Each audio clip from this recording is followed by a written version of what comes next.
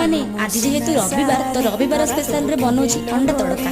तो चलतु फास्ट तड़का को 7 ରୁ 8 घंटा भिजेकी सिझे नवा तापर अंडा को भिजेबानी मो अंडा को खाली सिझेबा।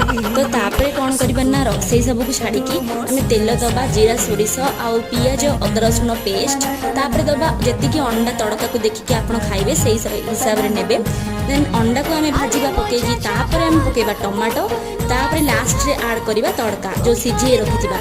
देन आम ऐड करबा स्वाद अनुसार लुण हलदी पाउडर लंका पाउडर आउ जीरा धनिया पाउडर लास्ट रे टिके चिकेन मसला यही भाव में ऐड करिकी जेतिकी पानी आपन को आवश्यक सेतिकी ही देबे।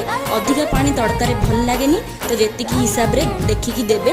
देन फुटीगला परे प्रस्तुत हो आमर अंडा तड़का बहुत ही टेस्टी आउ यम्मी। तो आपण माने प्रस्तुत करंतु केमिति लागिला आपणको मतामत मते जणांतु। लाइक शेयर सब्सक्राइब करंतु। Thank you.